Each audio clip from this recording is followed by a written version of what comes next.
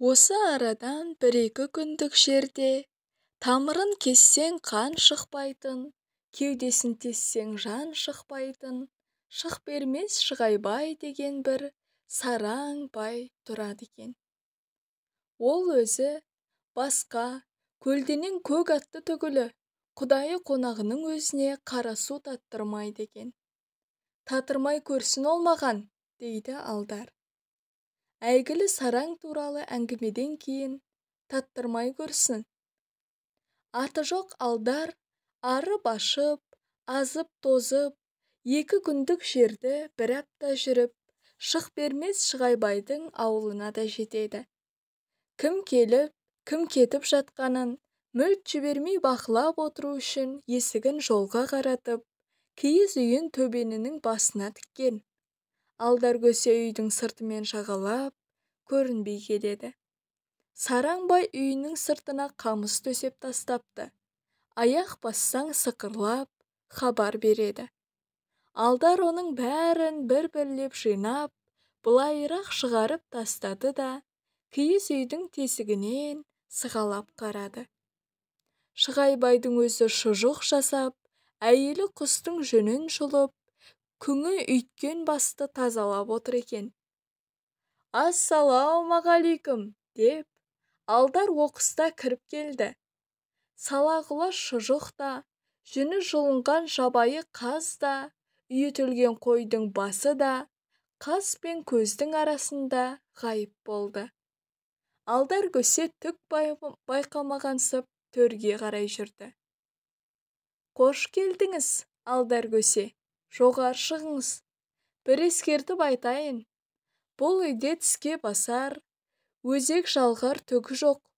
Өзімізді аш отырмыз», дейді бай. «Оқасы жоқ, маған сіздің тамағыңыз емес, қабағыңыз керек. Соны түсінсеңіз болғаны, ал онда әңгіме айта отыр. Не естіп, не қойдыңыз?» «Қайсысы дұрыс, көргенімді айтайын ба, естігенімді айтайын ба?» «Естігеннің бәрі рас бола бермейді ғой, көргеніңізді айтыңыз». «Көргенімді айтсам, келе жатып жолда бір жыланға жолықтым. Мені көрді де, сіздің астыңыздағы шұжықтай шеңбер жасап оратыла қалды. Мен оны сіздің ана күңіңіз басып отырған қой басындай үлкен қара таспен былш еткіздім. Ол сонда сіздің қызыңыз етегімен жауып отырған еттің нанындай жалпиып сала берді. Егер өтірік айтсам, Құдай мені сіздің бәйбішеңіздің бөксесіндегі жабайы қаздай жүнімді жұлып, жалаңаштап сойсын» дейді.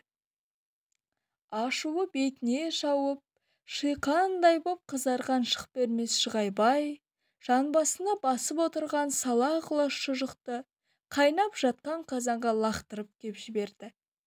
Бәйбішесі жүні жұлынған жабайы қазды, күңі қойдың үйітілген басын әлгі қазанға қоса лақтырады да, бәрі бір ауыздан «Қайна қазан бесай» деп дауыстайды. Алдар да етігін шешіп, «Отырайын онай» деп жайғаса бастайды. Содан кейін бәрі жатуға кіріседі. Түн ортасы ауа, алдар көсе ақырын тұрып, былқып піскен етті алып жейді де, иесінің көне есігін кесіп-кесіп қазанға салады. Содан соң асын қимаған аш жатады, етін қимаған етігін жейді дейді де, ас қайырған адамдай бетін сипап, өз жөнімен жүріп кетеді.